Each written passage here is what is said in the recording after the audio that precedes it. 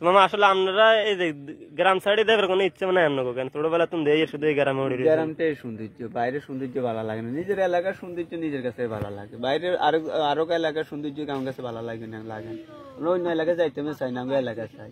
এলাকার সৌন্দর্য বলতে কি, এই বন্যা উপলক্ষে না হলেও 60,000 টাকা মাছ বেচছি বড়ি ভাই, এটা একটা সৌন্দর্য। ধরছি বেচছি আবার খরচ করছি, খুব মজা লাগে, ধরতে মজা লাগে। বাইরে গেলে কি মাছ ধরতে আর এমনি মজা হামুনি, বাইরে হামু কি আর সৌন্দর্য জিনিস এগুলো তো টিয়া আছে, বাইরে সৌন্দর্য জিনিস দেখছি, ভালো হোটেলে ঢুকুম টিয়া দি খামু, এরকম তো ব্যবস্থা নেই। তো আমরা এলাকায় মাছ ধরি, এলাকায় খাই, এলাকায় খাই।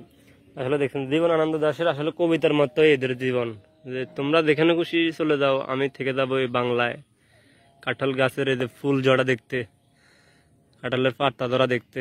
তো এরাও আসলে ওই রকমই জীবনানন্দ দাশের কবিতার মতনই ওরা, যে গ্রাম সাইডে আসলে এখন পর্যন্ত কোথাও যাওয়া হয় নাই। এই গ্রামে আসলে ছোট থেকে জন্মের পর থেকে এই গ্রামে এরা বসবাস করতেছে। এবং দেখেন কি সুন্দর এদের জীবনে, না আছে দুঃখ না আছে কষ্ট, জীবনটা সুখে সুখে যাইতেছে, এদের কোনো দুঃখ কষ্ট নাই। যদিও ইনকাম কম, খাবার কম খায়, তারপরে এরা শুক্রিয়া আদায় করে আলহামদুলিল্লাহ।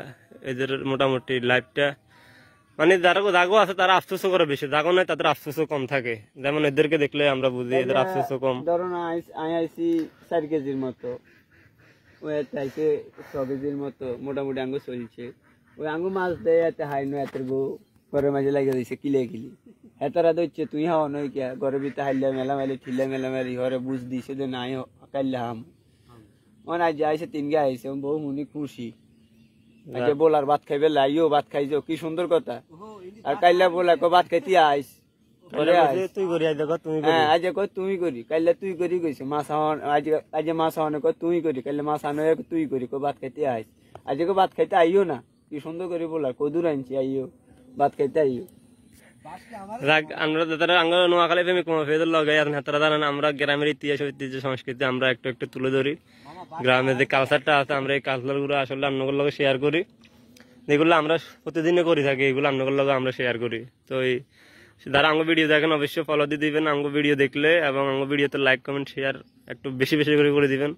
আমরা নোয়াখালী প্রেমিক মামা, অর্থাৎ প্রেমিক মামা নোয়াখালী সেনবাগ থেকে আমগো পেজ চলে। তো সবাই ভালো থাকবেন, আল্লাহ হাফেজ। আগামীতে আরেকটা সুন্দর মাছের ভিডিও নিয়ে আমরা হাজির হবো ইনশাল্লাহ। সবাই ভালো থাকবেন, আল্লাহ হাফেজ, আসসালামু আলাইকুম।